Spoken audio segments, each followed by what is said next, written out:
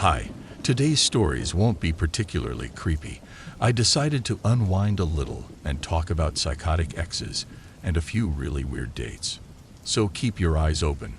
I'll share cases where people behave like they were having a seizure. Maybe you'll even recognize some guys you know. Keep an eye out for those red flags, and above all, take care of yourself. I'm from West Virginia. I moved all the way to Lexington, Kentucky for a girl. Now that might be the scariest part of the story. That a dude from West Virginia moved over the border to Kentucky, and only for a girl. But I assure you, it gets worse. A lot worse. She was super affectionate when we first got together. Like, I couldn't have wished for a better girlfriend.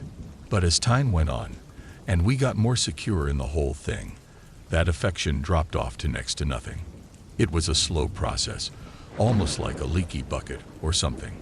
I barely noticed the relationship dropping off bit by bit until one day I just realized there was nothing left of us. We were like roommates more than anything. Hardly spent any time together. Didn't actually get intimate for like months at a time.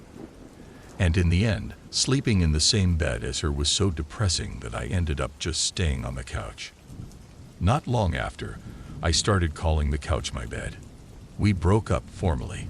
It sucked, but I saw it coming a long way off, and it wasn't entirely unwelcome. And that's when I started talking to this girl on Reddit. Now, I should make it perfectly clear that I was never ever unfaithful to my girlfriend. Only when we broke up, I was so starved for affection and female attention that I looked for it wherever I could. I wasn't confident for dating apps. I don't think. So Reddit's anonymity suited me just fine. Eventually, me and this girl that I met on the r/gaming sub swapped numbers and actually started planning to meet. She lived over in Arizona, but flying down there to meet her didn't seem like a big deal at all. Not when she was so nice and pretty too.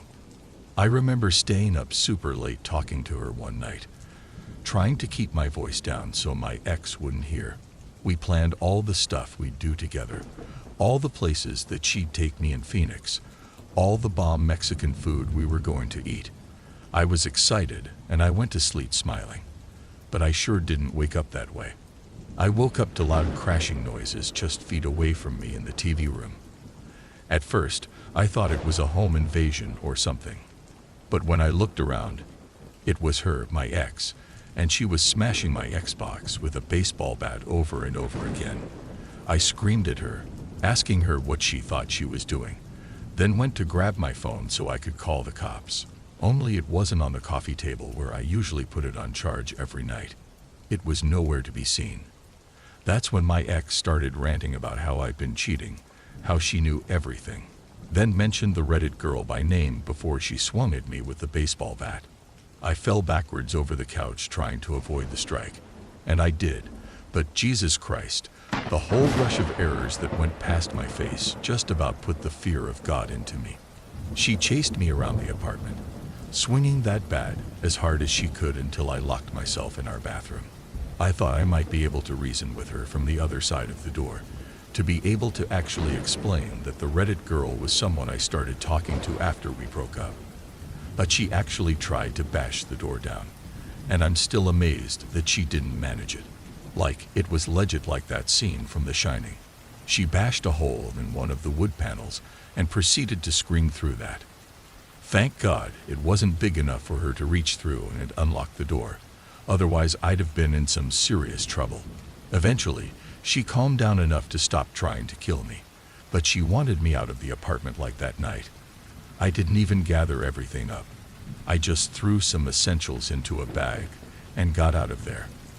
I kept imagining her sneaking up with a kitchen knife or something, catching me off guard, and then just stabbing me to death or something. I've had friends ask me why I didn't just restrain her, why I was so scared of a girl, but that's about the dumbest response I've ever had to this whole story.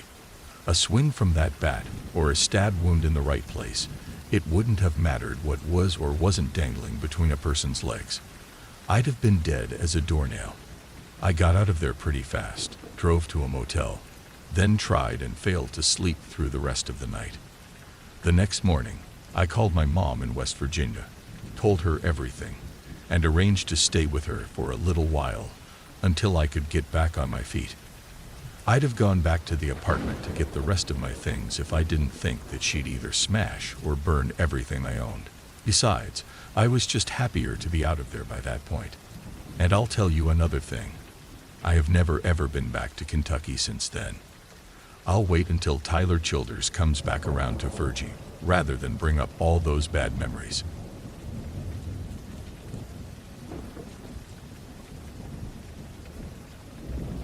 Now, I had just gotten out of a 3-year relationship that didn't end particularly well, and I didn't want to be one of those girls that made her way through a friend group, if you catch my drift.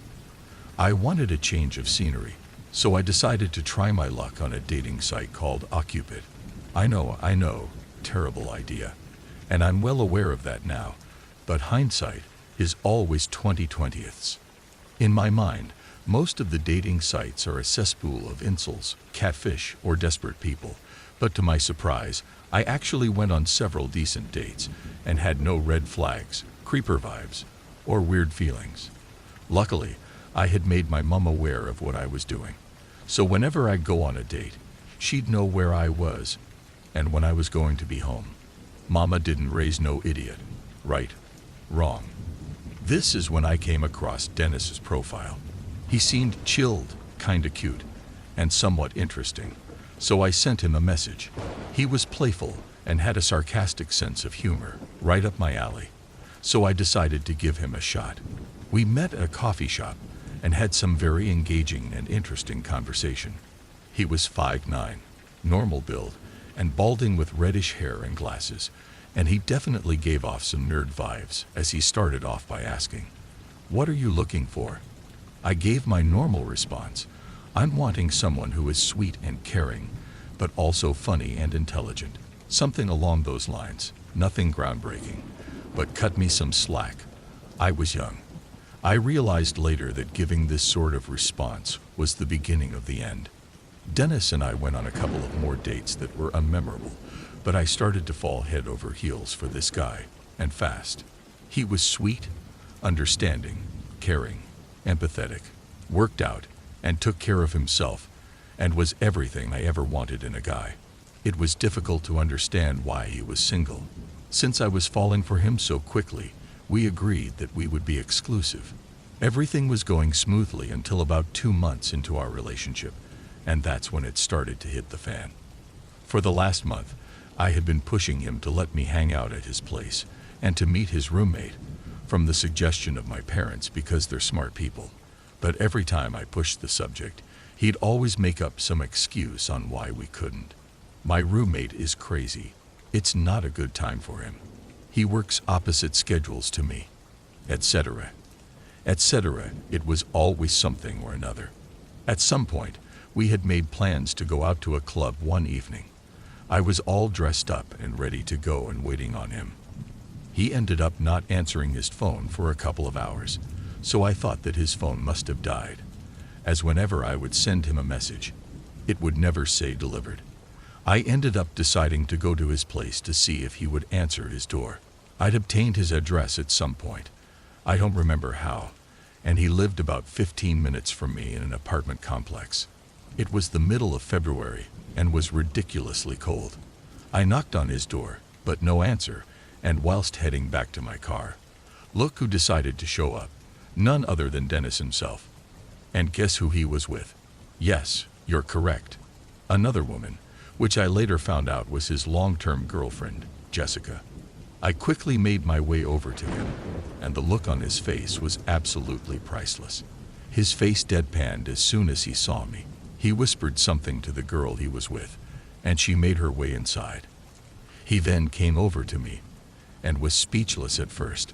"I'm very surprised to see you here." "Really?" "We had plans, remember? I wanted to see if you were home." "I do remember. My phone died, so I didn't receive any of your texts, and I lost track of time. We were at a friend's birthday party." "Who's the girl?" "My roommate."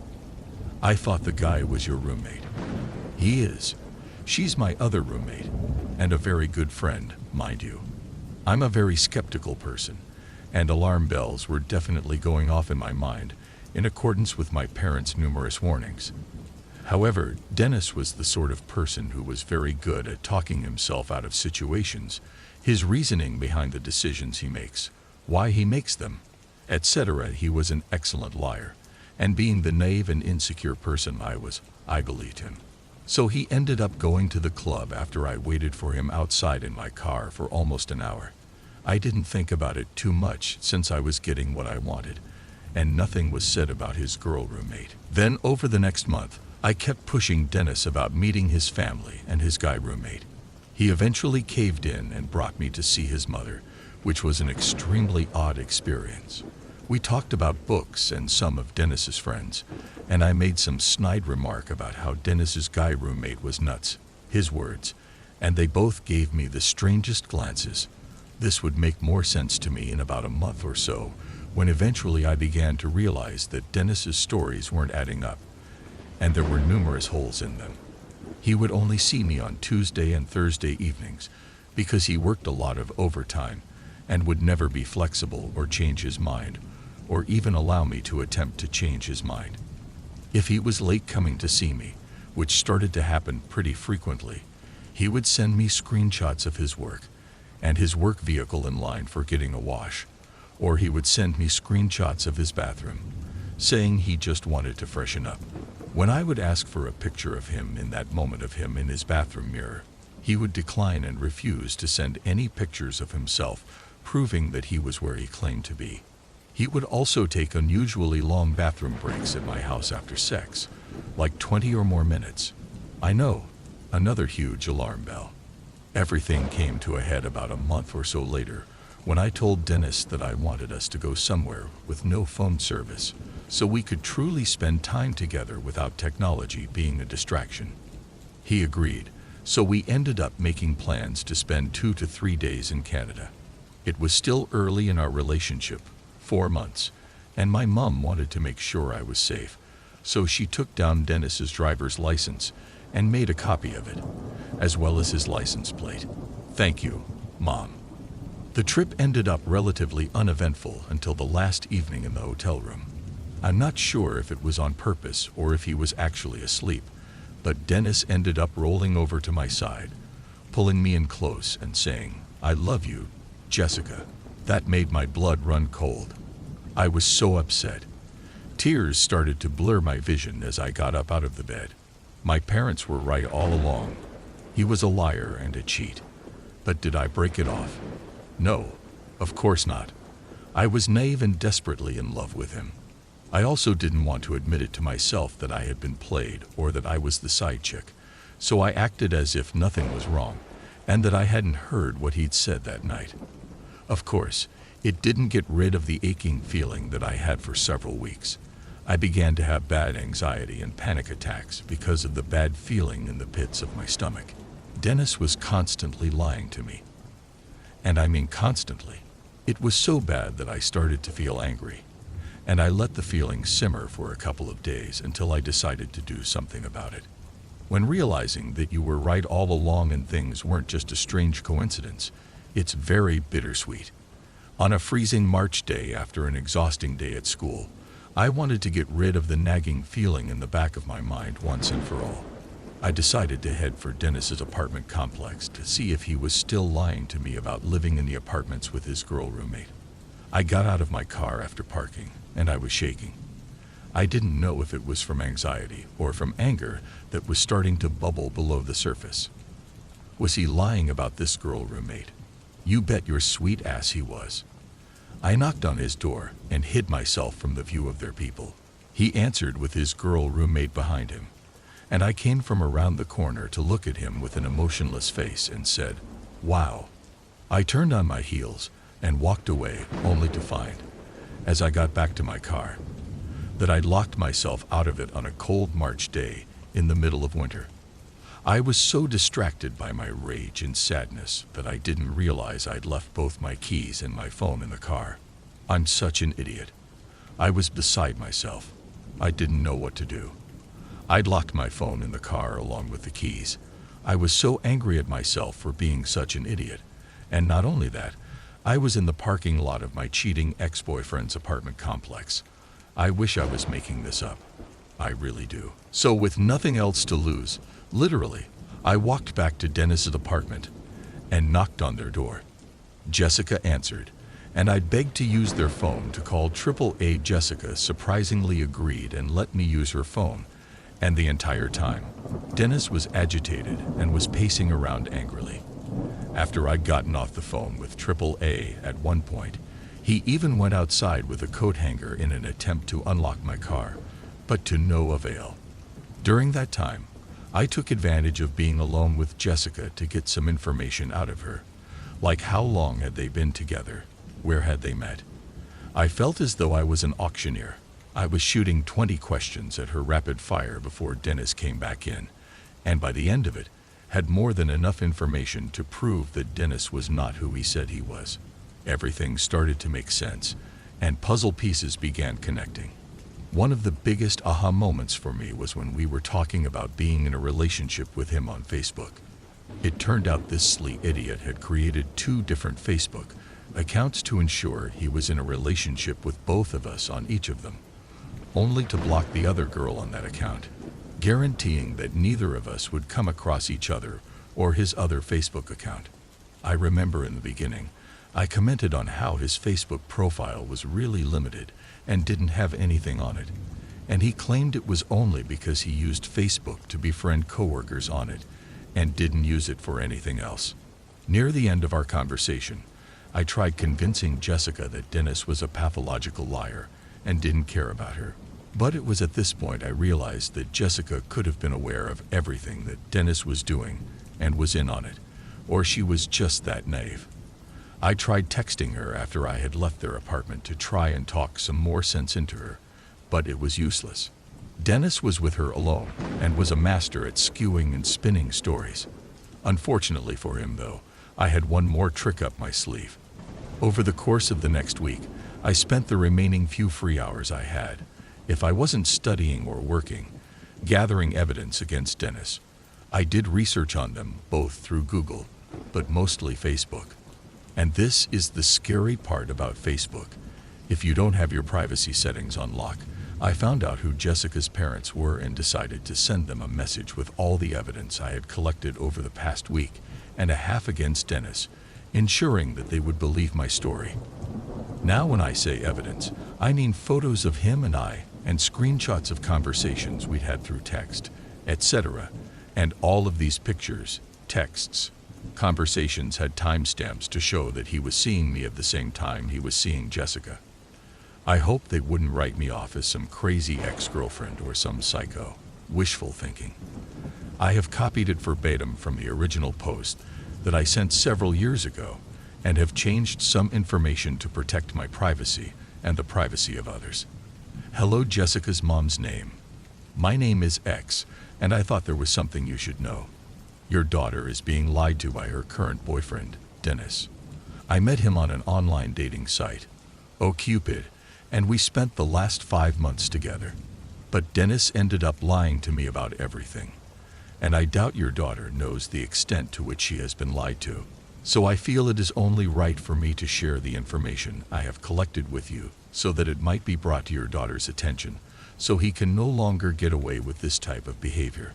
Dennis is not who he says he is or appears to be, and has lied about many aspects of his life. For most of the information I give you today, I also have pictures as evidence, and for your convenience to back up what I have to say. I will mention each time when a picture can be paired with information provided. First and foremost, a breakdown of the Dennis that I learned about while dating him for 5 months. Here, I listed information and pictures with dates and information. As I stated previously, I met Dennis on OkCupid, an online dating site, in early November. His online name was X, picture provided, which is also the same online name he uses for Flickr. We dated for 5 months until I found out that he'd lied to me about his living conditions and the fact that he also had another girlfriend, your daughter. I have several pictures showing that Dennis and I were together as a couple. He also has several Facebook accounts, pictures provided.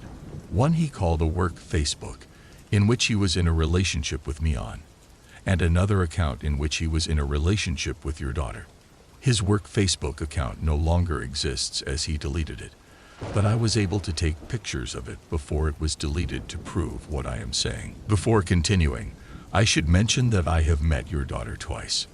The first time was very brief, and Dennis told me that she was only a good friend. They had just gotten back from hanging out with someone at Dave and Buster's for his birthday. This was back in early January. The second time meeting her was for a longer period of time. This was at the beginning of March. I ended up going to Dennis's apartment to see if he was lying to me about still living at the apartments, and he was. I ended up knocking on their door to find Dennis answering it, and to see your daughter standing behind him. Jessica mentioned to me about how she and Dennis have been dating for almost 4 years. I was also made aware of another Jessica.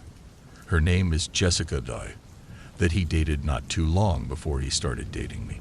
Jessica has also sent me texts mentioning that there may be a possibility of him seeing other women aside from your daughter and Jessica, another different Jessica. I will attach separate files with all of the photos I have collected. They will be in the order in which they are mentioned in this letter to you. I hope this information is of use to you, and I hope I was able to help in proving that Dennis is not who he says he is, and for you to not be fooled like I was. Thank you very much for your time. Sincerely, X. I did end up receiving a reply from her mother the following morning. However, this post is already long enough, and I will post the responses if anyone is interested. But the last time I heard from Dennis, he'd left a message that he'd decided to leave in the grass in my backyard. It was a dead rabbit with its head cleanly cut from his body. It was clear that a human had done this since there was no sign of blood, and the head was cleanly cut off. So my family and I reported it to the police in case the situation escalated. Luckily, it didn't, but unfortunately, Dennis was smart enough not to take it any further. But it was clear he was very angry. He didn't want to leave any sort of trail through the internet or paper implying that he'd done it. My method of madness is to get my story out there so that anyone reading or listening can know that your feelings are valid, and to listen to your gut. Ladies and gents, please be mindful and careful of who you become close with. The stories you hear on TV about people living 2 separate lives, or this wasn't the person I knew, are very much real, and they exist right under your nose. And to Dennis, I feel sorry that Jessica had to deal with your dumb ass as long as she did. You're only sad that you got caught, and I hope karma plants you right on your ass. To all the ladies he has messed with, I hope you're okay, and that he hasn't dashed too much of your confidence. He's a lowlife, and that's all he'll ever be. During this time in my life, I was attending a youth group for young adults in my friend's church. I wasn't very religious, but I would go so I could see my friends on a weekly basis since this was after I graduated high school. One Sunday before the youth group, I was at Bailey's house, and one of my friends was going to pick me up so we could go to the youth group together. While I was at Bailey's house, he then told me that he wanted to, and that we're going to have sex whether I wanted to or not. I don't want to get into too much detail, but he gave me oral sex, and he got mad that I was disassociating and not giving him my full attention since I was in shock. And then, after he fucked me, he came out of me and stained my stomach, chest, and face. I know, very graphic. I was absolutely disgusted, and he then told me to go clean myself off in a shower while he watched me. Bailey was in the middle of moving apartments, and he didn't have any soap in the shower. I tried to get off his fluid with scalding hot water. I got it all off my face, but not my body. When I was done in the shower, I got dressed, and my friend had texted me that they were there to pick me up. We went to a youth group, and I actually had to sit in that church with dried spots on my skin until I got home and was able to wash properly. About a week later, my friends and I had planned to go to Not Scary Farm since one of my friends worked there as a scare actor. Well, when Bailey heard about this, he demanded that he come with.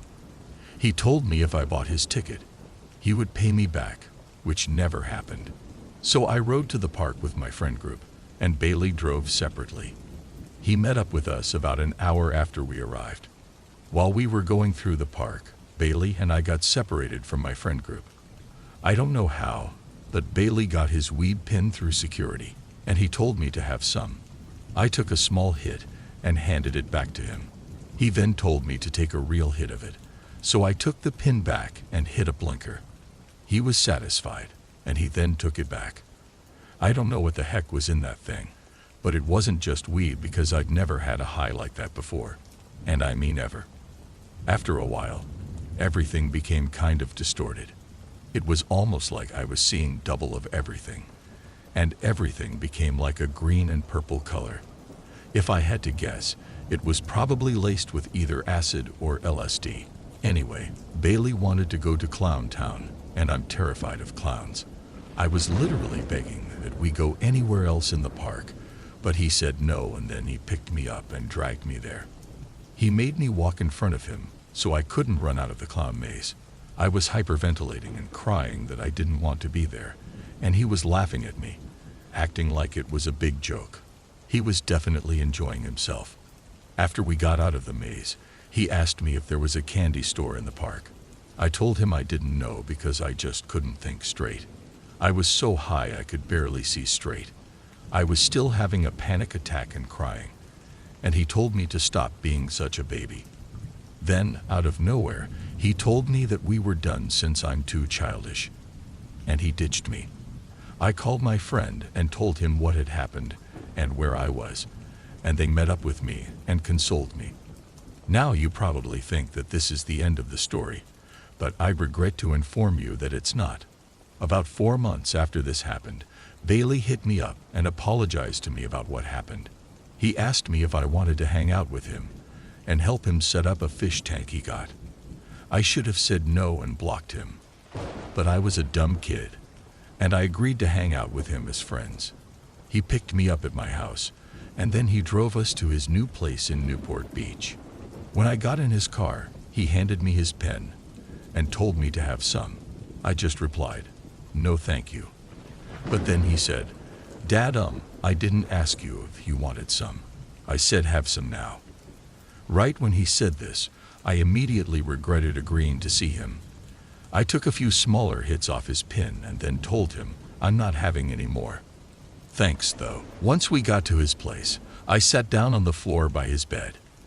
He asked me to help him set up his fish tank, and I did. After we set it up, he had said he felt gross and that he was going to take a shower. I thought that was weird, but I just said okay. As he was taking a shower, I had sat at the end of his bed watching whatever was on the TV. As I was sitting there, I had heard the shower shut off, and then Bailey walked out of the bathroom naked, dripping wet. I asked him what the dude. He didn't say anything. He walked over to me, so I had backed away further onto his bed. He then grabbed me, putting his hand over my mouth. He pushed me onto my stomach, and he held me down as he pulled my pants and undies off. I bit his hand, and he let me go. I started screaming at him to stop, but he just got on top of me, and since I was laying on my stomach, I couldn't push him off me. He then told me, "Shut the up or I'll make you shut up." I immediately stopped screaming because I knew he had a gun and I didn't want to get shot. He then grabbed the back of my neck, shoved my head to his bed, and started choking me as he was raping me. I actually thought I was going to die. My vision started getting spotty, and I'm pretty sure I passed out because the next thing I remember was Bailey slapping my face, telling me to get up. He told me to stop crying because he knew that I wanted it. He also told me that he called me an Uber to take me home. Then he turned to me and said, "I don't think we should see each other again because you're just way too childish for me." As I got on the Uber, I had told him to go __ himself. The next day, I had went to urgent care because I was bleeding so much from my vagina, and I wanted to make sure I was okay. I also got tested for STDs just in case. Everything came back normal, and I was given pain medication to help with the excruciating pain. After I got home from the doctor's office, Bailey had texted me telling me I gave him an STD. I told him that it wasn't possible since I'm clean, and I told him it's probably from some other girl that he fuck. I then blocked him on everything after, and I haven't heard from him or seen him since, and I really hope it stays that way. I also didn't report him to the authorities because I felt so ashamed, and I thought it was my fault. I know now that it wasn't my fault, and I'm still healing from this. Everyone, please acknowledge the red flags and leave as soon as you don't feel safe. There's a lot of shitty people in this world, so please keep yourself safe in Bailey. I hope your ass is in jail or prison so you can't hurt another soul. Early on in my 8th grade year, I had started dating a girl that we'll call Liv for the sake of the story. We had a band class together where the teacher just kind of let us do our own thing. So we had started spending a lot of time together in that class, and it grew from there.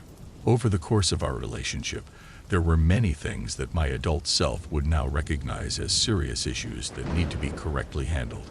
But because of my age and lack of life experience, I just didn't really know what to do about them. The first of these things was every day at lunch, after Liv finished eating, she would get up and go to the bathroom. I don't remember how, but eventually I somehow figured that she was doing this to make herself throw up her food. She had an eating disorder. The next of these things was the fact that she seemed basically scared of her own parents, and particularly her dad. She never said for a fact, but I'm certain that hands were laid on her by her parents at more than one occasion. Over the course of our relationship, we had a lot of late-night Skype calls. Eventually, on these calls, she had opened up about her depression, and eventually even cut herself on the video chat with the intention of me watching. This happened many times, and as a kid, I just didn't really know what the correct way was to handle the situation, especially considering the deal with her parents.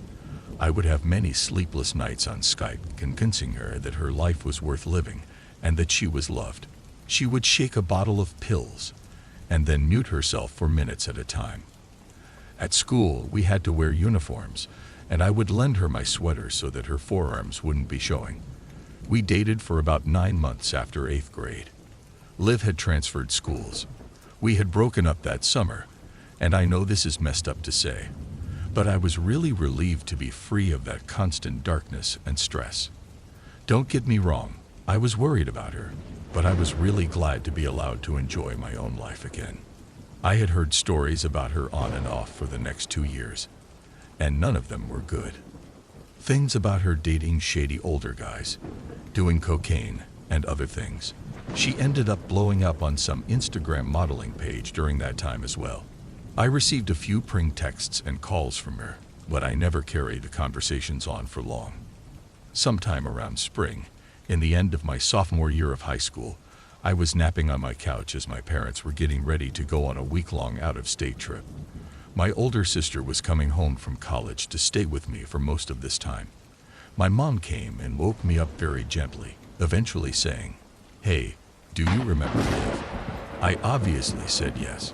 She said that my friend's mom, whose brother was still best friends with Liv's younger brother, had then called her, and apparently, Liv had shot herself in the mouth and was in a coma in the hospital. I didn't immediately cry over this. I think it took me being alone in my room for everything to really sink in. My school, even though she wasn't a current student, had held a group prayer as we were a private school, and I was pretty frequently checked on by our principal and counselor for a while after that. Unfortunately, she died fairly quickly, and the funeral was while my parents were still away. I attended the funeral with one of my best friends who was also close with her and in that band class. I eventually ended up dating one of her best friends from my school, as we had really bonded talking about some of our experiences with Liv.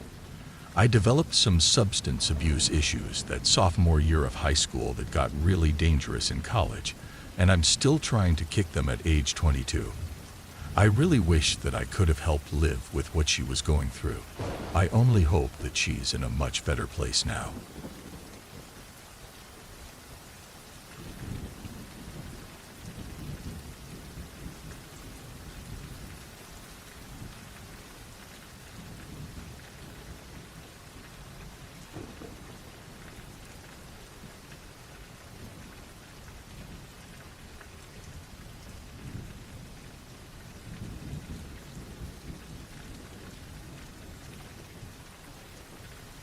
When I was in high school, I lived in a really small town in Texas, and it was the kind of place where everyone was either related to each other or hated each other.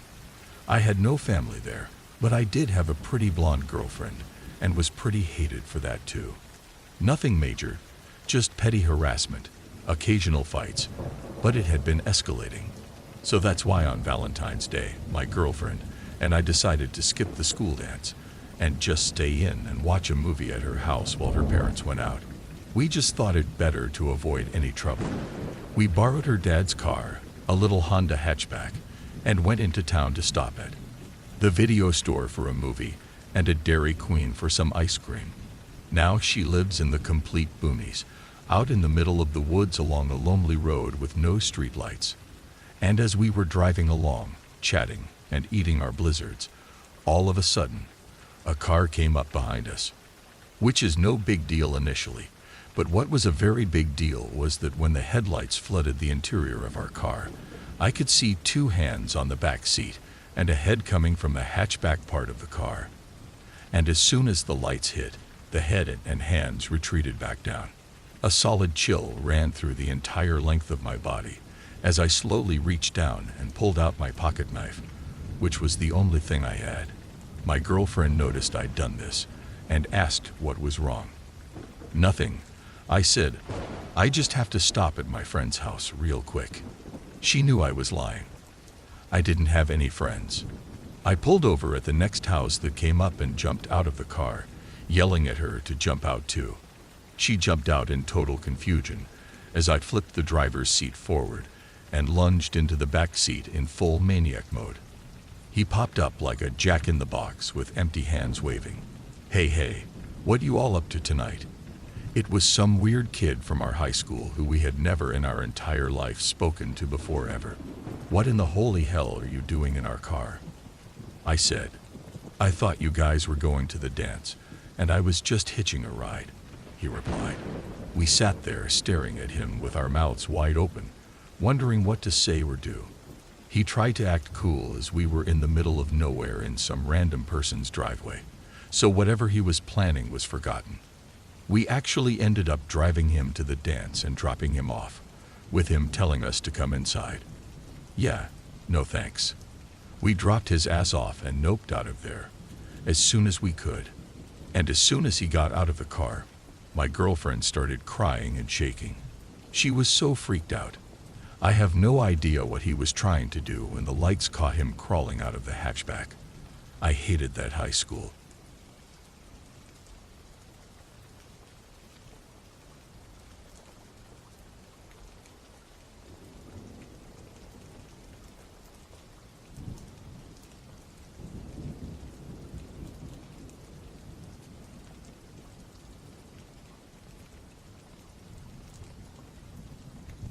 I have been divorced for several years now, but not by choice. My now ex-wife, Julia, ended our marriage apparently out of the blue, citing claims of infidelity. There's just one problem. I never cheated on her. In fact, I was positively in love with her. My affections for her never dwindled in the least. I wasn't prone to spending a disproportionate amount of time at work or with friends, so I had given her no reason to think I was being unfaithful. Truthfully, she was a wolf in sheep's clothing. Unfortunately, it took a messy divorce for me to see her true colors. The divorce court judge believed her adultery allegations uncritically, giving her everything she needed to wreck me financially and leave me with nothing. I considered pursuing custody of our 2 children, but I dropped the case when she threatened to accuse me of child abuse and molestation. Once she made that threat, I knew I had no chance of winning. The family court judge would have believed her just as easily and unquestioningly as the divorce court judge. So now, I'm living in a 2-room apartment, needing to work 2 jobs to make ends meet, thanks to alimony and child support payments. And I get to see my son and daughter every 3rd or 4th Saturday. And frankly, I'm fortunate it's even that frequent. She's interfered with my visitation rights multiple times with full backing of the courts, and I dare not protest should she try to play the molester card. Some months ago, she started allowing them to come over to my place every other weekend. That's when I began to notice some problems. My son had a bruise and cut on his arm. I asked him what happened, and he shrugged it off by saying that he got into a fight at school. The next time I saw them, my daughter also had a bruise, and she used the same excuse as my son. That's when I started to grow worried. Both of my kids getting into fights at school within a couple of weeks of each other. I mean, it's not impossible, but I never really bought it. Over the next few months, I began to notice other problems. Their clothing began to look worn and exceedingly dirty, and both of them had noticeably lost weight. This didn't make sense to me. My ex was getting more than enough money from me in terms of child support. There was no reason for my kids to be looking like this. I tried asking my son and daughter what was going on, but neither of them would say much. This raised some red flags. I couldn't afford a private investigator at that point when, fortunately, a friend of mine who was far better off financially agreed to help me out. So I asked him to install a security camera for my apartment. When I asked why, I told him, "Something tells me I might be needing one soon." After a few weeks, the private detective met with me and my friend at my apartment, and the information he provided us was upsetting to say the least. He had numerous photographs of my ex meeting with shady characters in out-of-the-way places, purchasing drugs. In some of the photos, my ex was shown walking out of shopping malls with new shoes and very expensive clothing. She had been using my child support checks for anything but supporting our children. The last two photos were taken from outside the house, and the detective got clear shots of my ex with raised fists, while my children were in a defensive position and sobbing. So much for the claims that they were getting into fights at school. He told me one more thing, that my ex might have spotted him at one point, or may have noticed him a little earlier and got suspicious, but he couldn't say for sure. Whatever the case, I had the dirt on this loathsome witch, and I was going to expose her. Later that same night, I was woken up by a persistent ringing on my doorbell. I stumbled to my front door and opened it up. It was my ex-wife. She looked like she was ready to shoot lasers from her eyes.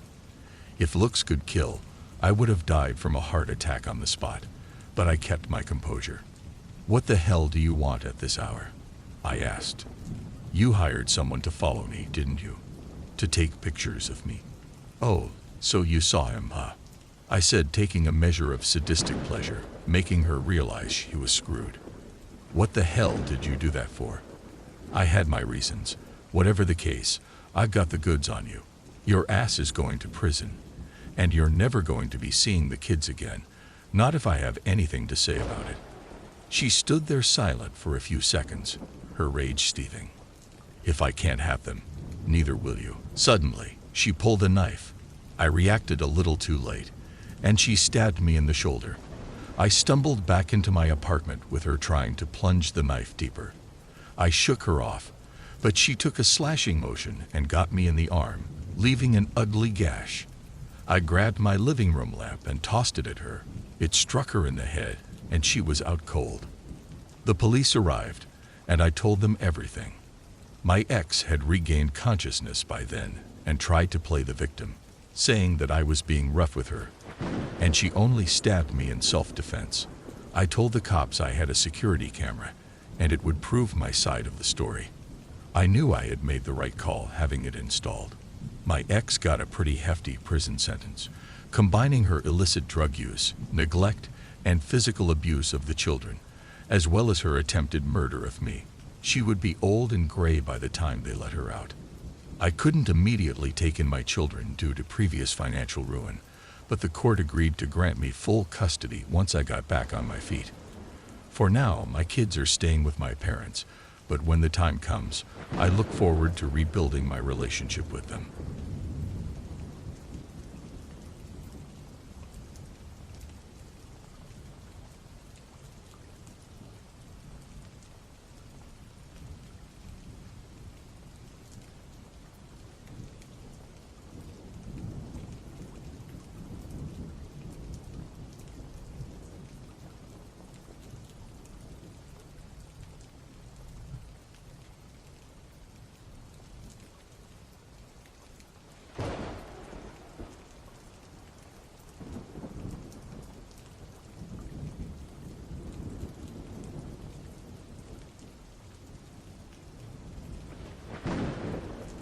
So I've never told anyone this story because how the hell do you admit to your family you were almost abducted when you were 11 years old? It was 2005, and a usual summer day for me. I got up about noon, went on a bike ride with my brother, then came home and spent most of the remaining daylight in our above-ground pool. I was relaxing and intent on spending the rest of the night playing video games. I decided to check my MySpace profile really quickly and spend some of the energy on my games there. But as I was finishing off my Dog Wars energy bar and about to close the browser to head downstairs to play some PlayStation, I got a sudden friend request from Ali, 13, who was 3 hours away from nowhere, Kentucky. I clicked the name because I didn't know an Ally, not even an Allison, or really any girls whose name began with A. And she was pretty. 11-year-old me just scoffed. Why would she want to be friends with me? And I almost ignored it. Almost. I accepted the request, and with not much else to do, I sent her a message asking a simple question, like, should I know you from somewhere? She told me we'd not met, but that she was friends with one of my friends, Mike. I checked out her profile and saw that she and Mike had shared a lot of common interests and were on each other's friends list. So what she was saying checked out. I didn't message Mike to ask him about her, but I was a very trusting young boy and had no reason to believe she was anything but what she said she was. For the next few weeks, I talked to her every night for no less than 3 hours. Usually, we just chat about school, music, television, typical kid stuff. And I didn't really think anything about it, other than just being MySpace friends. That is until she said that she liked me. I sort of laughed it off, thinking she just meant like in the way friends like each other. But she clarified that she meant she had feelings for me and wanted to meet me in person. She lived pretty far away from me, so I didn't really see how this would be possible. I knew my parents were not about to take me to some girl I'd met online, and quite honestly, I wouldn't want them to. They were decent parents and all. I just never felt I could talk to them about these kinds of things, so I just sort of shrugged it off. I told her it'd be hard for us to meet because, as much as I like riding my bike, a 3-hour bike ride to a part of the state I'd hardly even seen before was not something I'd be comfortable doing. She was very understanding and said that she at least wanted to talk on the phone instead of just messaging. I agreed but told her never to call my number and to always let me be the one to call her because I didn't want my parents picking up and asking questions. She understood, so I called her the first time. I got her dad, and he gave me a gruff. Who was this? It was weird though, because I had the phone with me at the computer and told her I was calling, and she said she had the phone with her as well. But I didn't think anything of it and told him it was James and that I was looking for Ellie. He told me to hold on a second, and there was a rustling sound on the phone like someone trying to make it sound like they were handing it over. Again, I didn't really think anything of it. Then I heard a high-pitched hello. We talked for a few minutes, then she said she had to go because her dad was expecting a call as well. I shrugged it off and told her to just message me so we could talk again later. We kept messaging back and forth for a while. And before I knew it, it was almost the end of summer. She was unhappy, still not having met me in person. So she posed an idea. She said there was an end-of-summer event going on at a lake near my house, and she said that her and her family used to go there sometimes, and that she could probably talk them into going there for the event. My family usually went to the area on the 4th of July, and having just had a nice time there, it wasn't too hard for me to convince my folks as well. A few nights later, she let me know that they had agreed, and that she was super excited to finally meet me. She told me she was going to kiss me as soon as she saw me, which made me blush. So I tried my best to make it sound like it wasn't a big deal, like I was some stud who'd kissed plenty of girls before, but I wasn't. I was totally pumped to finally kiss a girl, and it was only a few nights away. I had a hard time sleeping the next couple of nights, and I stayed up most of the night talking to Ailey. We were both excited and couldn't wait to meet. It was very much a magical experience. The night before, I think I stayed up until 8 a.m. talking to her. So the day had come, And after an early afternoon bike ride and a short swim, our family loaded into the car. My dad took the truck so that me and my brother could take our bikes to the lake with us. There were plenty of bike trails, and we always enjoyed riding there. But I told my brother I wasn't going to be hanging with him the whole night and would only ride with him a little bit before I went to meet another friend. He wanted to tag along like little brothers do, but I quickly convinced him he didn't want to hang out with me because the kids were mean, and I was only hanging out with them because of one of them. He thankfully didn't ask any questions after that. About an hour later, and the sun was starting to set, my brother said he was going back to meet with our parents anyway, as he didn't like riding in the dark. He already had a habit of crashing as it was. So when I ventured off on my own, it was without hindrance. I made my way to the picnic area Allie had agreed to meet me at, and I sat on one of the tables with my bike resting against the side. I sat for a long time. So long that I started to get worried and was ready to leave because the fireworks were about to start, and Allie hadn't shown up yet. I stood up and jumped down from the picnic table, and just as I did, a rusty old white pickup truck pulled up beside the tables. The man inside reached across the cab to roll down the window and gave me a weird smile, telling me that he was Allie's dad and that he was going to take me to her. I started feeling strange about the situation, so I just gave him a blank stare and said, "What?" He turned the engine off, thinking maybe I couldn't hear him over the sound of it, and climbed out of the truck. "I said I'm here to take you to Allie. Hop on in," he said, opening the passenger door and motioning for me to climb in. The truck was full of garbage and it looked very dirty. I could smell oil and other things coming from the truck. As I gave a crooked look and told him I wasn't going to get in, as he grabbed my arm and pulled me towards the truck, I realized pretty quickly what he was all about. "Get in the damn truck," he barked, squeezing my arm so tightly that I thought it was broken. I pulled away, practically giving myself an Indian burn as I told him I was leaving. But he came after me. So I did the only thing I could think to do to repel a grown man twice my size and probably thrice my age. I reared back and kicked him square in the genitals. I didn't bother to wait to see how he'd handled the blow, and hopped on my bike, pedaling with all my might back to the other side of the lake where my family was. He didn't follow me.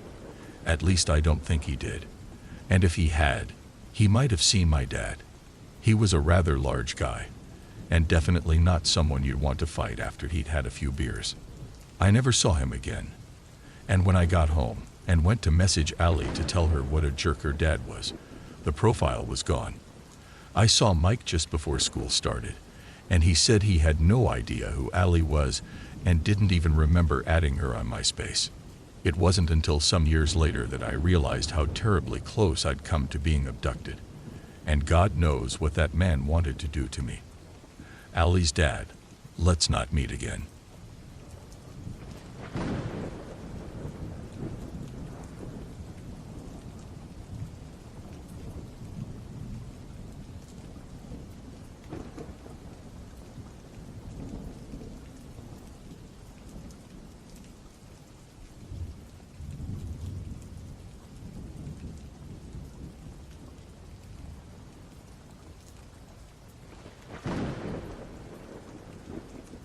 A few years ago, I was on a dating site where I matched with a police officer.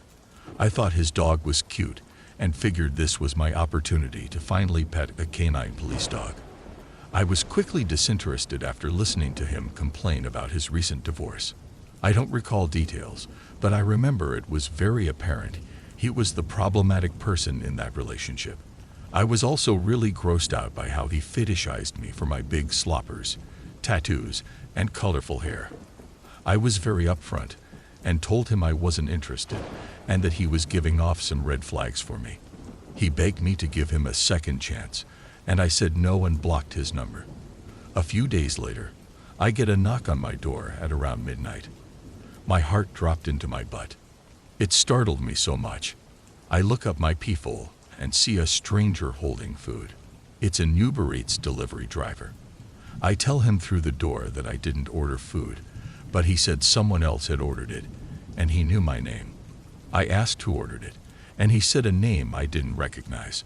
I tell him I didn't want the food and gave him directions to the dumpster to throw the food out because at this point I have no idea if he is actually from Uber.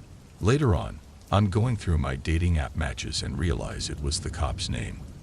I go through my blocked messages, and this guy had texted me a lot. The last text was, "I hope you like your dinner."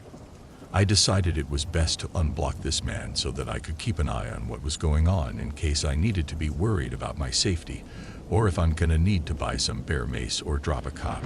A few weeks later, while I'm at work, as I'm a hairstylist, I get a call from a number I didn't recognize. I answer as I assume it's a new client. A voice on the other line says, "Hey Rachel, I'm at Starbucks across the street. What's your drink order?" Who is this? I don't have you in my appointment book. Assuming it's a regular, and I made a scheduling error. He says his name, and again my heart drops to my butt. How does he know where I work? I ask him, how does he know where I live and work? And he explains that he did a reverse image search on my photos from my dating app profile, found my social media, and my Yelp page from my salon. Then he looked up my address from there. I tell him I'm calling his station and reporting him for stalking, and if he ever comes near me again, I will consider it a threat and will be ready to physically defend myself. After all of that, he begs me to give him a chance. I hang up, call the police station he works at, as this is a very small town, and complain. They won't even let me email screenshots of my creepy texts. I could tell nothing would be done. A lady literally said, "Oh, I'm so sorry. He's going through a lot right now. Bah." Literally treat him like he's the victim. He mostly left me alone after that, but I was so scared of living alone for the first time in my life. I have a semi-popular meme page on Instagram with about 8,000 followers. I sifted through and found like 5 of his accounts and blocked them all and moved on. This was several years ago, but all the memories came flooding back when I noticed a familiar profile photo on an account who commented on a post. I must have missed an account of his when blocking. I had posted a photo of me holding 2 big tunas I caught on a fishing trip, and he commented, "God, I wish I was one of those fish. I'd love to know what it was like to be held by you." Back in December of 2004 doesn't seem real. It's been almost 10 years since I was living in Portland, Oregon, attending college, and I was sitting at home one night writing my last research paper for the term. I had my Yahoo Im up and was chatting to a few friends when a message from someone not on my list popped up. It read, "Have you ever thought about suicide?" Okay, weird, but hey, it's almost midnight on a Sunday night, and stranger things have been asked to me before. So I messaged the stranger back just for kicks. Sure, who hasn't at some point? Why, while asking that question opened Pandora's box, he batted me with questions about how I wanted to die. Why did I want to die? Would I want to die with others? Etc., and was inevitably getting creepier and creepier as the conversation continued. But I played along, assuming the guy was just screwing around with me. I asked him his name, to which he said it was Jerry, and I asked to see a picture. He then sent me to a profile pic on Hot or Not, and asked me if I thought he was good looking. I told him, "Sure, yeah, you're cute, whatever." He then asked to see a picture of me, so I sent him a random old photo of a girl on MySpace. Friends, yes, it's that old. I realize now. And he told me I looked 10. Awesome, thanks Jerry. He was obsessed with suicide. As the conversation continued, he told me how he was sick of life and women don't ever seem to be attracted to him, so he wants to end it all. I told him the things you're supposed to say to people in this situation. Relationships are nothing. You're more important to the people in your life. Don't do it. Blah, blah, blah. I'm not heartless, but I just didn't feel like talking someone off a ledge at that moment. It was 1 a.m. Jerry then went on to tell me that he'd met a lot of women online that wanted to kill themselves, and that he was planning a party for Valentine's Day, which was 1.5 months away. So everyone can come and do it together at his house in Klamath Falls, Oregon. He asked me if I was interested in joining. I said, yeah, sure, but made an excuse that I didn't have a car to get down there for it. He told me there were a few women from Portland coming down for it, and one of them had a van. So he was sure I could catch a ride. He said he built a beam in his home that would hold up to 50 bodies at once, but that I shouldn't wear shoes because they'd weigh me down. But now, yes, I was starting to realize that this guy was actually very serious, and this was, in fact, not a joke. So I started asking him specifics, like what his address was, what his full name was, and who were the women traveling from Portland. He told me their names, and that one of them was bringing her 5 children with her, and that they wanted to die as well. Huge red flags are up at this point. So whilst I was still chatting with him, I called a friend of mine back in Eastern Oregon who works as a 911 dispatcher. She was actually at work when I called, and after telling her the whole story, she advised me to hang up and call Portland Police Department right away. At least give them the info to pass to Klamath Falls. She made a record of it in their system that I called just in case. I kept talking to Jerry and called the Portland police.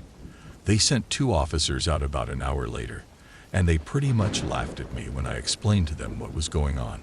I printed out our chat log and gave them the guy's full name and address that I already verified through Google as being legit as far as Google was concerned, and they told me to just quit talking to him.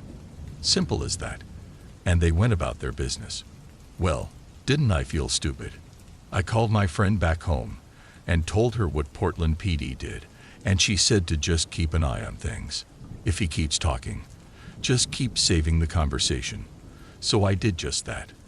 Another 2 hours passed, and things just got to the point where I couldn't handle him anymore. He was battering me with questions about how I wanted to die. Wearing clothes or naked? Do I want to have sex before I die? Would I have a problem killing kids beforehand? Would I want to hold hands with others while we hang? Finally, I just told him I'd be in touch closer to Valentine's Day. And for the most part, I just laughed it off with some friends because Portland PD never got back to me about anything. So of course, I assumed it ended up being a very strange prank. However, fast forward to February 10, 2005, when a friend of mine called me while I was on campus on my way to work. He told me about some guy down in Klamath Falls that had been arrested for trying to set up a mass suicide pact for Valentine's Day. I was floored. I ran to my office, logged into a computer, and sure enough, it was everywhere on all news forums. Gerald Crane arrested for plotting my suicide Valentine's Day party. My friend from back home saw the news and called me, telling me I needed to call back to the Portland PD and tell them I called this in back in December. So I made the call. And about an hour later, 2 FBI agents were coming to pick me up at my job, take me home, and were taking my entire computer to be analyzed. We sat in my living room as I was questioned over and over about my involvement, and if I was really planning to commit suicide. I kept telling them over and over that I just talked to the guy as a joke, thinking it was some sort of prank, and that I only called the cops when he started talking about some woman from Portland bringing her kids too. I said how I'd given all the info to the Portland PD officers back in December, and how was I supposed to know they'd never done anything about it, which they hadn't. They just sat on it, probably shredded it, and never even sent any of the info to Klamath Falls. The agent told me the story had gotten a lot bigger, and that Crane had contacted hundreds of people, and at least 30 had agreed to come on Valentine's Day to his house and commit suicide together.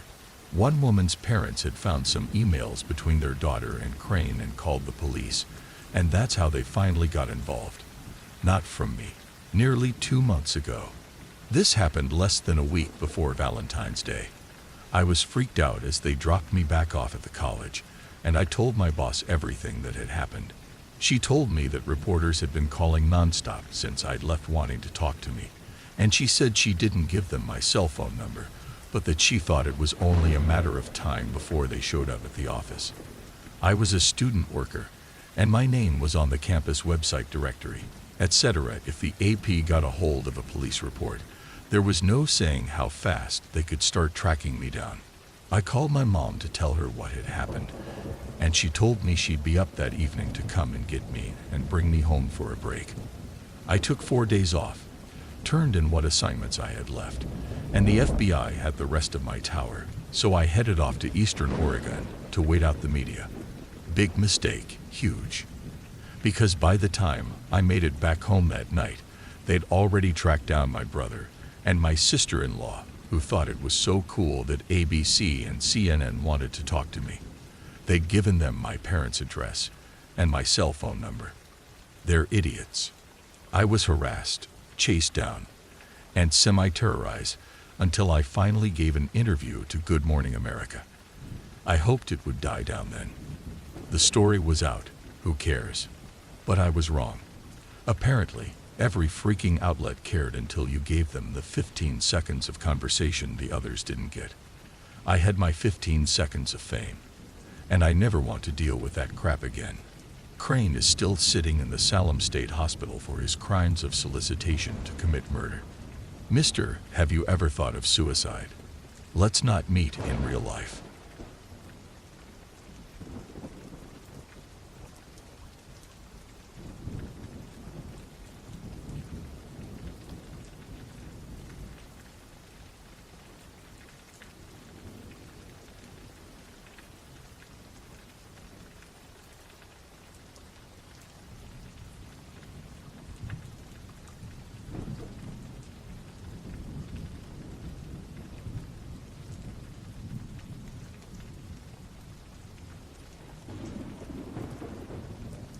So this happened from 2007 to 2012, but the actual terrifying encounter happened exactly in 2012, 2 years after my graduation. This horrifying encounter is still fresh in my mind today, but before we start with the story, let me tell you a short history about my father and his family's struggle in the early days as immigrants in the U.S. Now, my family currently lived in Pennsylvania, Lancaster, but before that, my father's family actually hailed from Romania, immigrating to the U.S. in 1964. My paternal grandfather fled to the West during the last days of World War I. As he wasn't a soldier or a part of the war in any way, he was just a regular civilian. So he fled to the West due to the widespread bombings in Bucharest. Their house had been severely damaged during an air raid in 1944, and luckily, they survived. When he fled, he was already married and had one kid who was my oldest paternal uncle, and they settled and lived in France for 19 years. My grandpa had several jobs to earn money, and my dad, along with his siblings, were born and raised there. By the time they'd finally immigrated to the U.S., my father was just 5 years old and was the fourth of 5 children. They arrived in New York penniless and experienced being homeless beggars in the streets for days until my grandfather, along with his eldest son, went into several jobs until they were able to make enough to rent an apartment. My grandmother also found a job as a cleaner in various parks, and usually my father, along with his 2 older sisters and his younger brother, would go there to help her too. Once settled, my father, along with his siblings, would study and work, and they were all able to finish primary and secondary education. My dad, along with his siblings, also studied in college and were lucky enough to finish and find stable jobs. My dad was planning on applying as a teacher after moving to another state, as that's what he'd studied for, but his younger brother unfortunately hadn't finished his education due to his vices, and instead of using his money to enroll in college, would use it to drink, buy cigarettes, and worst of all, do drugs. He would sometimes get into fights with his older siblings and my dad for allegedly stealing their cash to spend on his addictions. They felt sorry for him and forced him to rehabilitate himself for as long as possible, being released by 1981. Like he promised them, he had changed for the better by the time he was released, and destiny gave him a second chance. He was able to find a stable job and meet a woman who gave him all the love and time that he needed. It would take years for my father and his family to find a comfortable life. My grandparents decided to move to Plattsburgh with my younger uncle living nearby. so he could be there if they needed him as they were elderly. My father would finally move to Pennsylvania in 1985, with his older siblings moving as early as 1983. He settled and lived in Lancaster, and he found a job there as a school teacher. Soon after, he'd meet and date my mother until they were married. So when I was a kid, the Romanian language was my first, and my mother was always busy with her work as a nurse in the local hospital, while my father worked as a high school teacher. I grew up with no siblings, so being the only child, it was so boring as I didn't have anyone to play with. It took several years for me to fully understand and learn how to speak English, and it was really hard. During elementary school, I was a total loner and was ridiculed whenever I tried to speak English, as I'd always stutter whenever I tried. I basically compared myself to an alien during my childhood. But thankfully, my parents were always there for me and would stand up and protect me when I needed them. I learned to just ignore the bullies after a time, as I just wanted to live in peace alongside them. And as time passed by from 4th to 6th grade, I was finally able to make some friends. My parents had noted my advisor that I had troubles with communicating in English, and luckily, my mother had a friend who was fluent in Romanian and volunteered to translate for free. So he became my interpreter until I was able to fully speak and understand English. My stress reduced, and my new translator was with me in school, helping me communicate with my peers.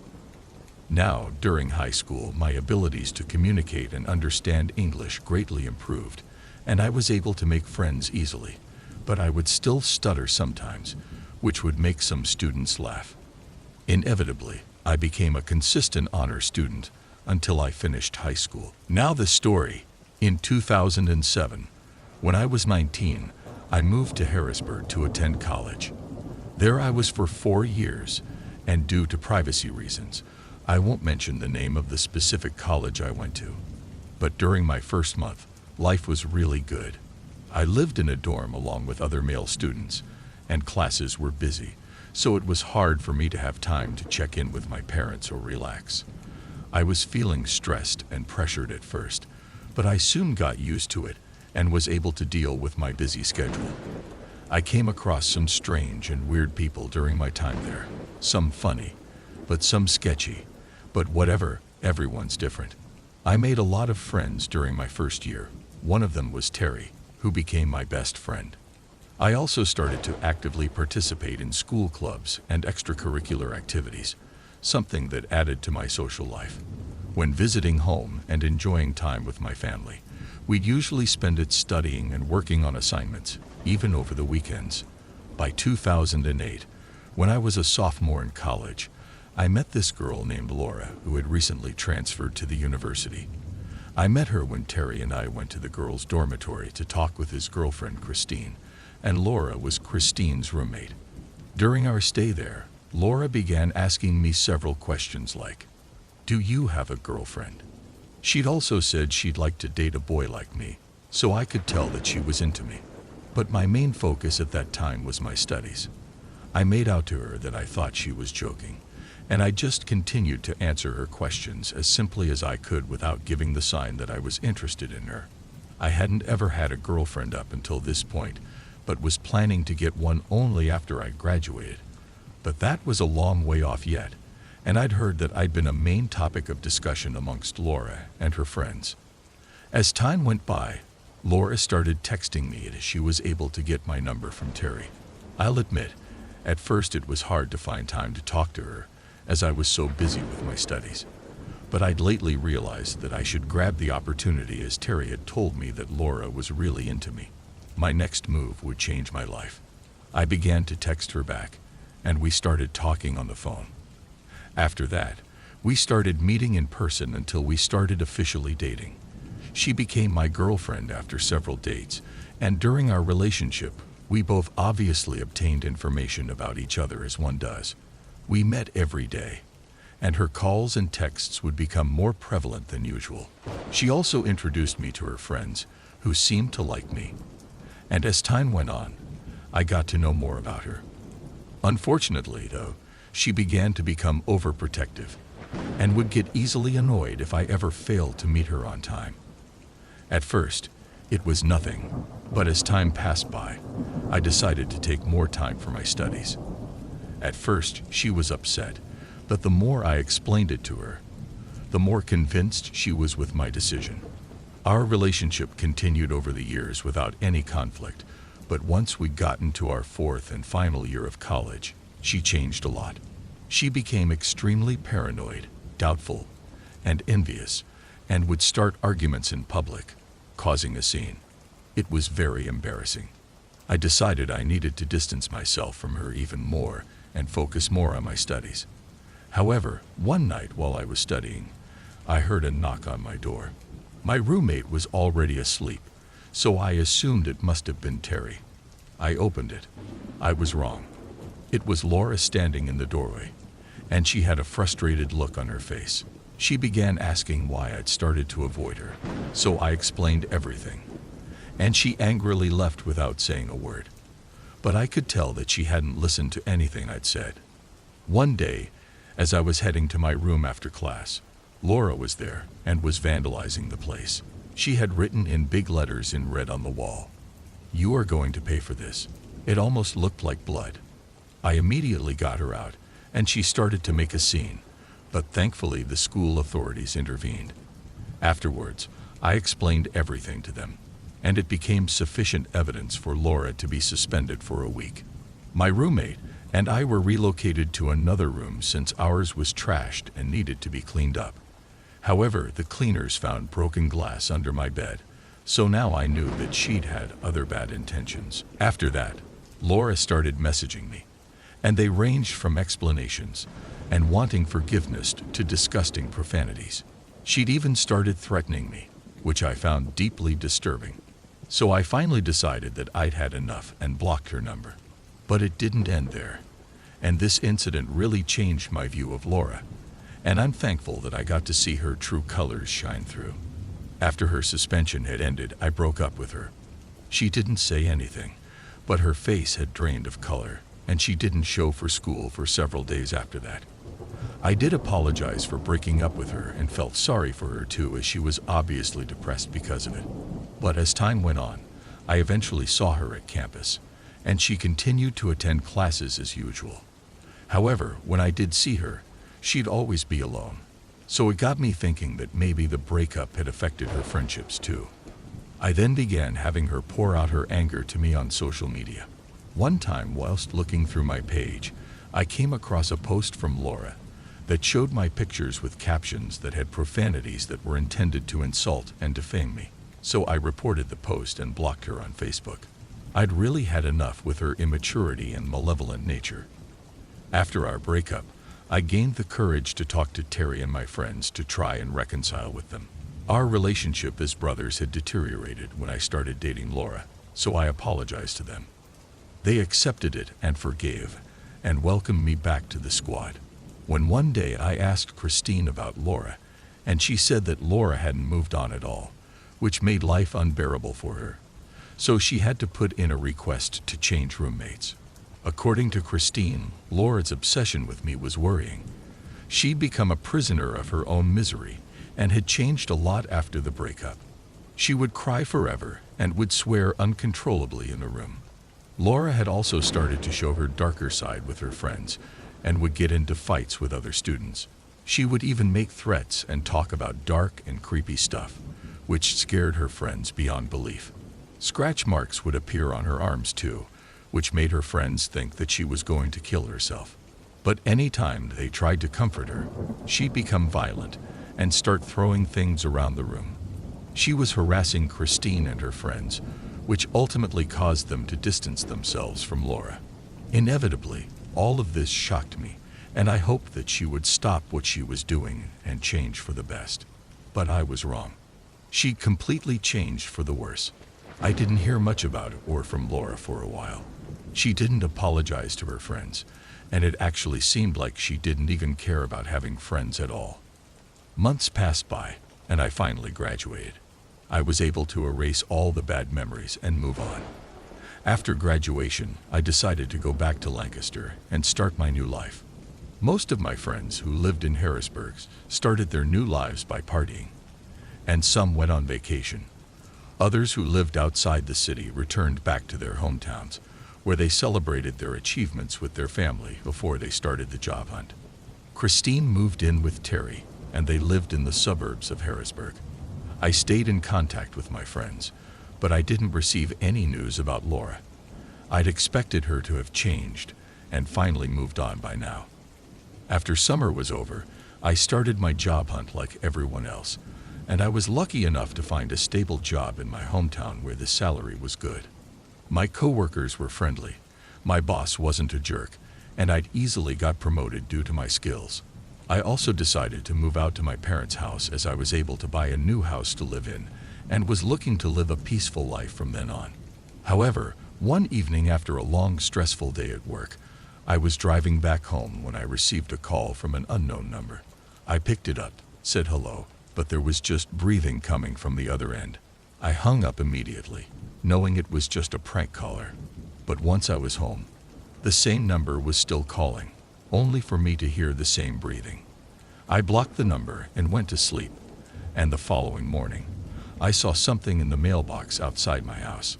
Upon opening it up, it was a letter, and it said, "I don't forgive you, and I don't forget." And it was written in red. It reminded me of what Laura had written on the walls all that time ago.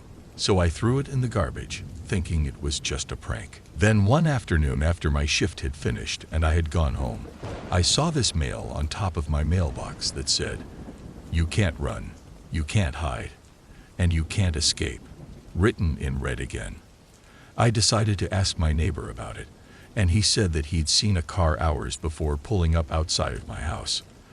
Then they saw a girl get out and place the mail on the top of the mailbox. That's when my heart dropped. My mind was racing that night, and I had so many questions. I knew it was Laura, but how could she have known where I lived? I received a call from another random number, so I picked it up and heard a familiar voice. "Go outside, I have a gift for you." It was Laura. I took a deep breath and went out, yelling and asking where she was, but I was greeted by an eerie silence, and not a single car or person was around. Then suddenly, I heard a glass shutter behind me, and when I looked back, I saw my front window had been broken. I was livid, and I knew it was Laura. I didn't care. I wanted her right there so I could confront her, but there was no sign of anyone anywhere. I began to make my way back into the house when a rock suddenly hit me on the head that nearly knocked me unconscious. Then another rock, and another, and I could tell they were coming from the woods, which was very close and parallel to my house. I was now seriously hurt, so I dashed towards the front door and slammed it shut. There were pieces of broken glass on the floor, and also a brick that had a sign stuck to it saying, "You made the wrong choice." I called the police and explained the whole situation to them. Before they turned up, I decided to take a peek outside to see if it actually was Laura. I slowly opened my door since I had no peephole, but was immediately bombarded with a brick suddenly landing on my front porch. I shut the door and waited for what felt like an eternity until the police finally arrived. I could hear them yelling at someone and could see through the broken window that they were storming through the woods. After minutes of waiting, the officers knocked on my door, and I immediately opened it. They told me that they'd seen someone behind a tree near the side street before they'd gotten out of the car. This person was wearing all black and had dashed into the woods when the officers yelled at them. They chased after them, but to no avail. I told them exactly who I thought it had been, but they said that they couldn't just arrest someone without any real evidence. I gave them the brick with the sign so that they could turn it over for evidence, and they told me to call if anything else happened. Over the next few days, things were quiet. That is until one Friday night whilst I was watching TV, I heard a hard thud coming from my front door, and it sounded like a rock was being thrown at it. I opened the door only to find another brick with another note that read, "I can see you looking out onto the street." There was this white SUV parked directly on the other side. I decided to confront whoever was there, but when I tried to look inside the vehicle, it had tinted windows, so I couldn't see anything at all. Was it Laura or someone else? I went back inside and closed the door, and as I felt sleepy, I decided to turn everything off and go to bed. Sometime later, I woke up about 2:15 a.m., and strangely the power seemed to be off. I knew this because my aircon was off, and it was hot, so I went to find out if there had been a local blackout. It seemed that it was just me, so I made my way down to the basement to see what was going on. I had my flashlight turned on and walked down the steps to the basement. On my way, I noticed that both the front and back door were still closed, but my basement door to the outside didn't have a lock, so someone could have broken in that way and turned the power off. I knew it must have been Laura, as I already knew that she was behind all the letters and notes, etc. I found the power breaker and switched it on. So now the basement was lit up for me to see that someone was hiding behind some boxes I had down there. When I saw who it was, my heart dropped. It was Laura, and she was wearing a white dress. Her face was unrecognizable and was covered in bruises. Her skin was pale, and she basically looked like the girl from that movie, The Ring. This wasn't the girl that I met in college. My heart started racing as she smiled and asked, "I want to be with you again, can we?" I aggressively yelled, "No, get the hell out of here, or I'm calling the cops." She just stood there, but then began to walk slowly towards me, whilst also looking into my soul. She pulled something from behind her back. It was a gun, and she tossed a box on the floor in front of me.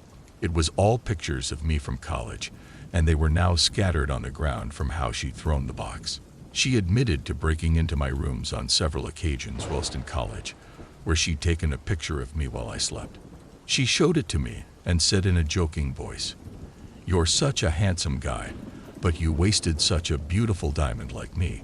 So I'm going to make sure that your life is going to be a waste too." She then teared my picture into pieces and aimed the gun at me. I managed to evade the shot that could surely have woken up my neighbors. Then I dashed upstairs and tried to lock the basement door behind me, only to fail as she fired another shot through the door.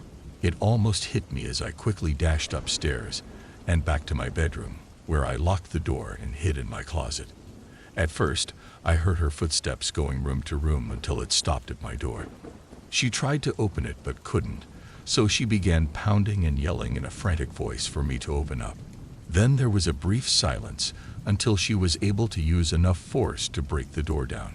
She searched the whole room with her gun still drawn and luckily went straight past the closet where I was hiding.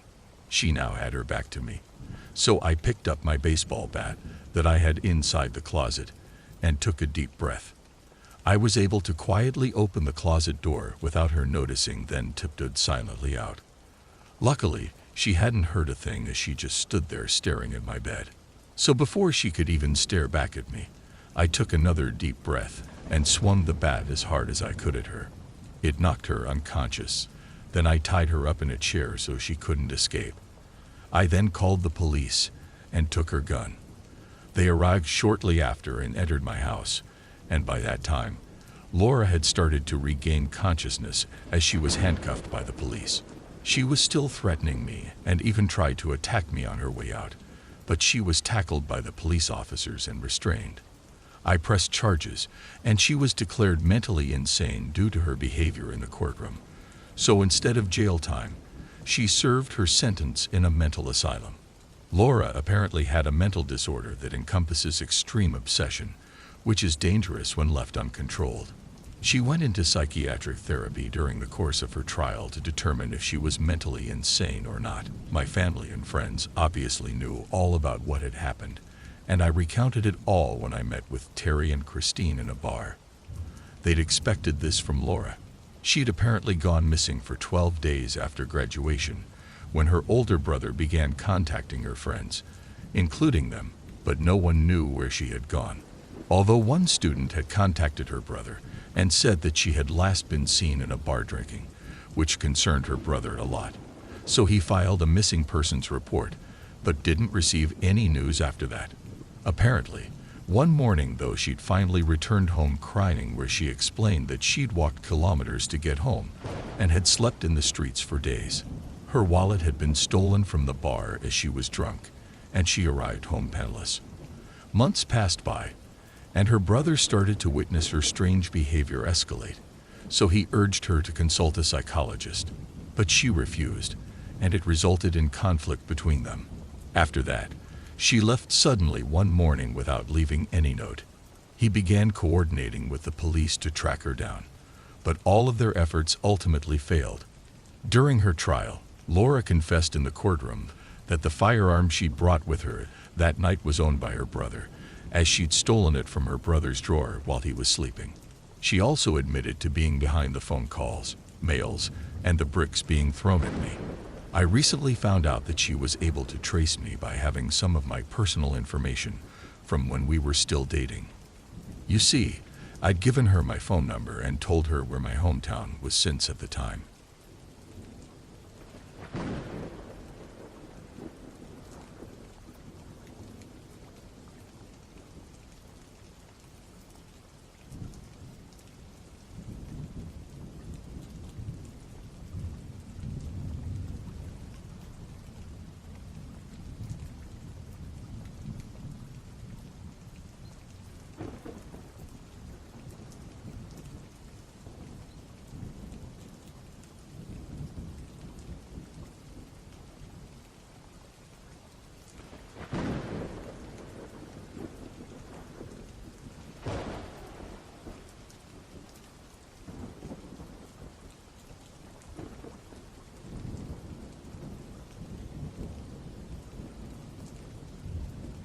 I met a guy online recently that seemed sweet and kind. I decided to set up a date on Friday, and everything was going well. That is until yesterday. I get a message telling me that he wanted to hang out tomorrow morning. And I agree, thinking that we should just go out for a Starbucks. He'd come around the time we agreed. I go to sleep with a smile on my face, and instead wake up to a phone call at around 8 a.m. Surprised, I answered it. And it's my date. Hey, you up yet? I just woke up. I don't care how you look. Also, your mom freaked me out. My mom? Yeah, she saw me park across your house. She waved. And I waved back. She was kind of creepy. What time did you come over? 5:30 a.m. My heart sinks.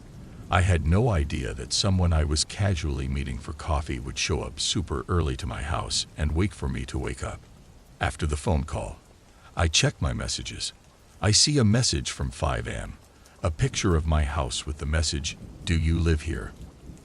The next saying someone spotted me, so I moved, along with a picture of my neighbor's house nearby. Obviously, I was freaked out myself. I knew that my mother and neighbors were probably equally freaked out.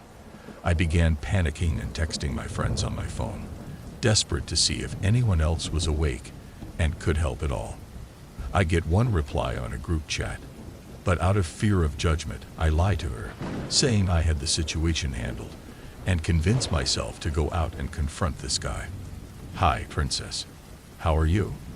I noticed him on my neighbor's yard, probably trying to look for me in the window.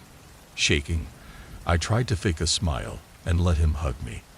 He then goes in for a kiss, wet, messy, and with tongue. I felt frozen on what to do. I tried to tell him that coming at 5 a.m. to wait for me isn't that cool, but he gives the excuse that he wanted to beat traffic and not drive sleepy as he works nights. I tried to see things from his perspective and shake it off. I get into his car, and we go and have something close to a regular date, which usually doesn't include groping, licking my neck multiple times, and talking about marriage right away so that I could have his baby. I managed to convince him to drop me off away from home and let me walk back to my house. That is until I realized he was following me in his car, and when I asked him about it, he asked if I wanted him to walk me to my house. Even more scared, I tell him no and manage to escape. By the time I arrive home, I'm in tears and extremely shaky. I text him that I don't think we're compatible and to never come near me or my family again. In response, he tells me that I'm the worst. From then, I take a break from online dating. This happened about 6 years ago. I'm 27.